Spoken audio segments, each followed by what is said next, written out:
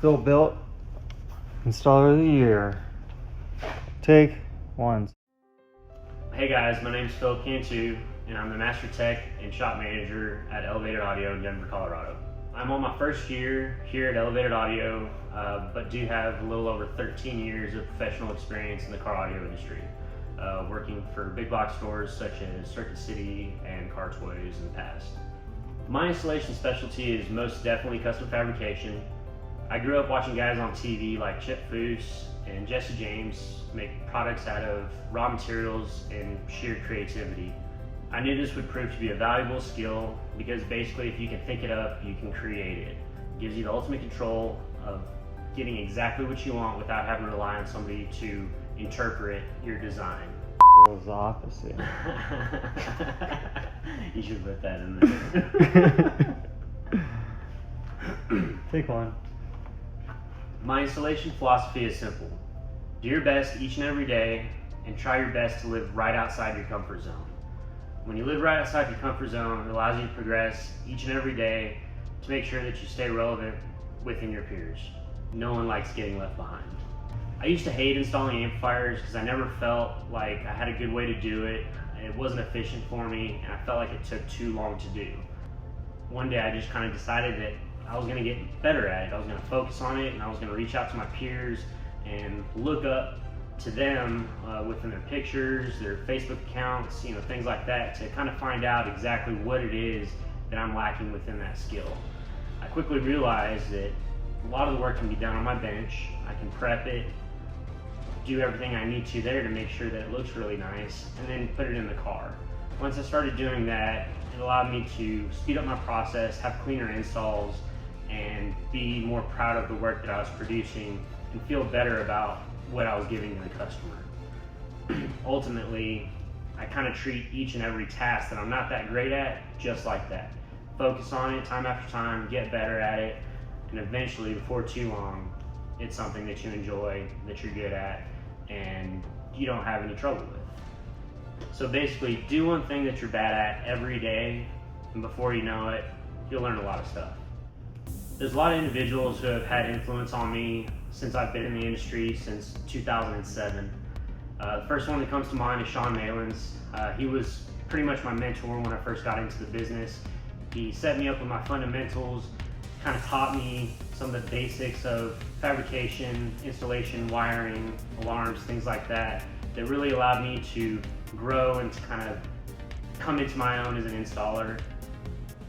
After I left my time with him, I came to realize there was a World Wide Web full of Instagram and Facebook and things like that, full of resources where I was able to discover, guys like Chris Pate, Jamie Shue, Tom Miller, Dan Angaro, and many, many others. These guys have been pivotal in my growth, whether they realize it or not, because I was able to dissect the pictures that they were putting out there and understand what was happening within the build process and kind of answer a lot of those questions that I had just by being able to see the work mid-process that they were putting out there. Chris Pate, he's the truck king. He's basically figured it out. I'm from Texas, basically worked on a lot of trucks and took a lot of my install philosophy from him, the way that he was building amp racks, doing A-pillars, truck boxes, things like that. Jamie Shue, really good with stack fab and laser work, does awesome boat stuff out of Spokane, Washington. Dan Angaro is one of the first guys that I came to realize had an edge on a lot of the guys in the industry. He was also local to me, being in the DFW area, and ran a really successful shop that won Retailer of the Year, I believe in 2015 or 2016. So guys like that really kind of helped me grow and understand where the industry can go, where I can go within my own skills, and basically helped me get to where I am today. A couple other guys as well that I look up to: Brian Schmidt, Andy Waymeyer, Ken Ward. These guys have been real pivotal in the industry when it comes to educating us. They definitely go out of their way to answer our questions, respond to Facebook posts, and get our work out there so that way we can all be on the same page and understand what's going on and basically, all speak the same language when it comes to, the 12-volt industry in the world. I think coworkers would describe me as hardworking, forward-thinking, and never satisfied with the norm. Never want to be doing the same thing that I was doing the year before, and I always want to make sure that I'm progressing to learn more and more, and to make sure that I stay relevant within my peers. Nobody likes getting left behind. I'd say one of the biggest challenges that I've had over the last year was packing up and relocating from Texas to Colorado. It was something we've worked hard for and always wanted to do, and the logistics of packing up, finding a home, and actually making the move were all an intimidating task, especially since I had been a Texas boy my whole life. Adjusting to the snow, as well as the new type of vehicles that I'm working on based on the area that we live in now, is also another kind of a big change, I would say. Not as many big trucks to work on and Jeeps, a lot of Subarus and Toyotas now. I'd say one of the biggest things I want customers to remember about my installation is that it was done, period. I like for it to seem seamless, like it's part of the car, and almost like you forgot that it was done in the first place. There's all too often that we see cars that have big boom boxes and speakers sticking out here and sticking out there, and it's kind of an eyesore in my opinion. I like to make things blend seamlessly with the vehicle and almost make you forget that it was done at all. The only thing I really want customers to remember from my installation is when they hop in their car and they hear that new thing in a song they've never heard before. And this happens quite often, especially when you have a really good stereo system, especially when it's tuned just right. Another thing I want them to remember is when they're telling their friends, because I want them to come see me to make sure they have the best experience possible. That way we continue to grow the industry and give customers the greatest experience possible. I try my best to have a good attitude each and every day. And in. I try my best to have a good attitude each and every day.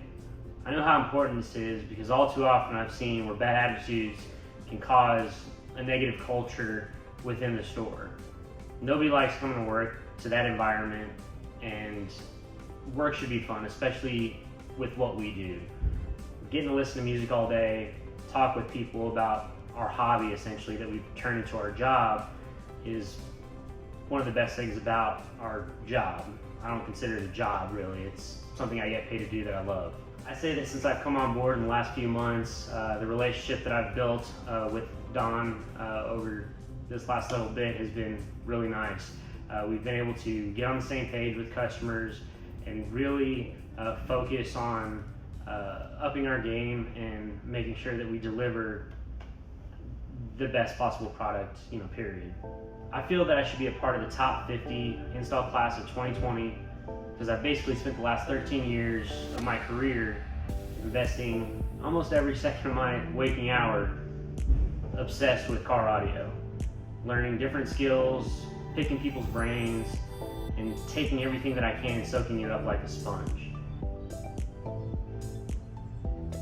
With all the work that I've done in the last few years, I finally feel like I have a catalog available to be able to show off and to run with my peers as well as other guys that I've looked up to for many, many years. Finally, my time to get in there and shine. Anyways, thanks everybody for watching. Thank you to the Mobile Electronics Association, Solomon, and anybody else involved in the nomination process, and good luck to everybody else.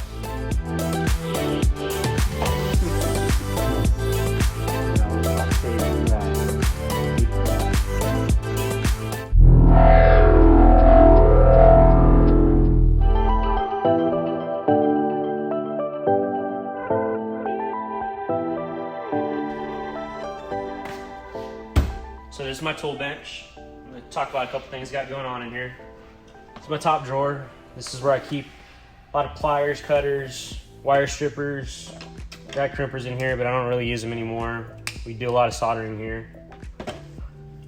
Just some miscellaneous other things as well. Got some organization in there so it doesn't get too crazy. Of course, you got to have your safety glasses. It's one of my favorite drawers, mainly because of all my OCD I got going on here. Use a lot of hand tools. The reason I use hand tools is because it gives me a lot of control and it gives me the opportunity to not over tighten something and just really feel what the car's given me essentially. Here's my Allen heads, my Torx bits, and then some of my 1/4" drive sockets as well. Also got my 3/8 drive sockets with some ratcheting wrenches that are really helpful. Of course, got all my different ratchets and some different miscellaneous parts in here that I got organized. Got some extra ring terminals, fuses, and things like that. And of course, got the missing 10 mil. Of course. Down here's my testing drawer. I've got voltmeter, a distortion detector. Also got my phase checker from Mobile Solutions, as well as a couple other things to help me make my day go a little bit easier. And that's kind of my junk drawer. I've got some miscellaneous things in there, not a whole lot of organization going on. Of course, we got flashlights, a bunch of drills, solder station, that's really important. And of course, my computers and iPad. We use all those things to make sure that we're doing the right things.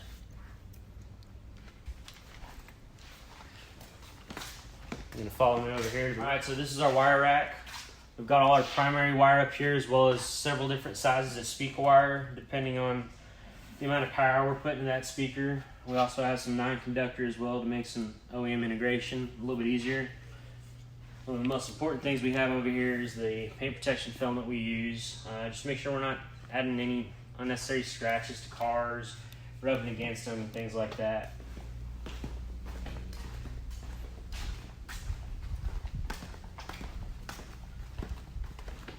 And over here, this is where we keep all our parts and miscellaneous things to help keep our lives a little more organized. We have stainless machine screws.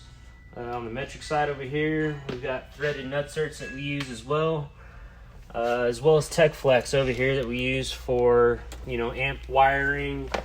We got all our extra tape up here as well, masking tape, glues, all our wood screws over here, miscellaneous hardware, and a few odds and ends. If y'all want to follow me into the wood shop,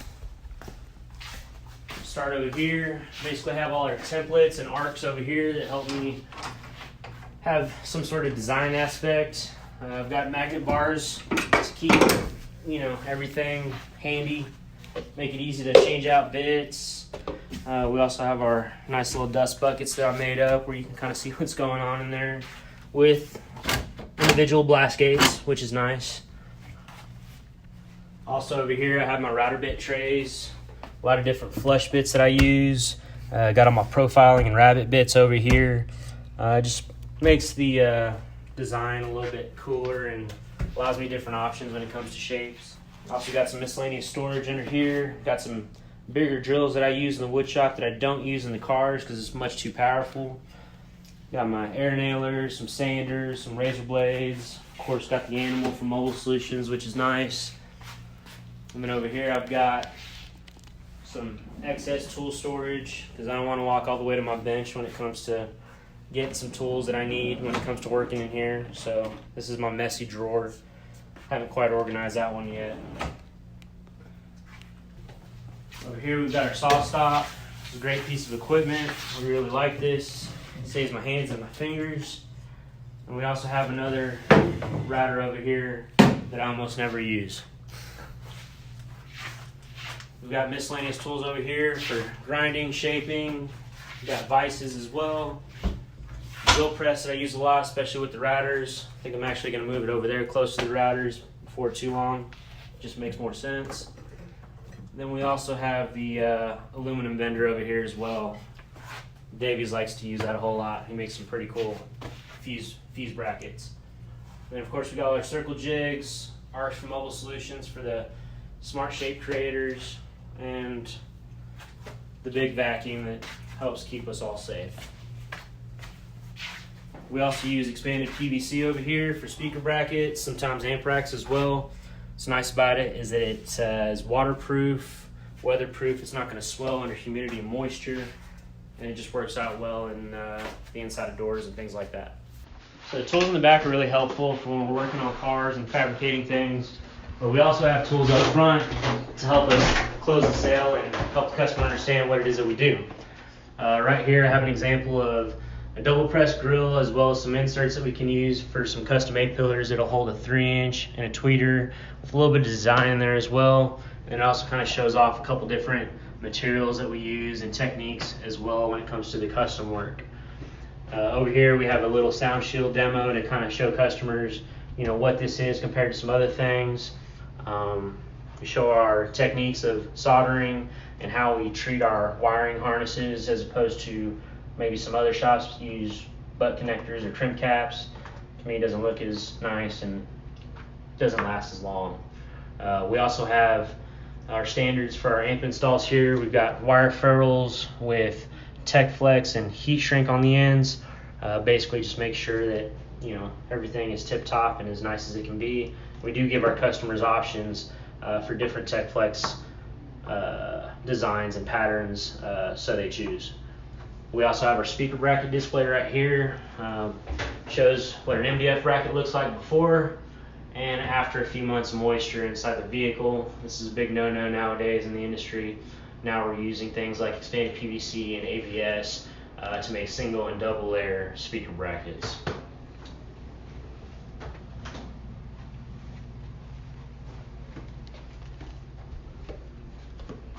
Then over here, we got our future award here for me, as well as past awards for different guys that have worked here in the shop, and that is my advanced certification that is still valid till 2022. Thanks for joining me, and good luck to everybody in the top 50.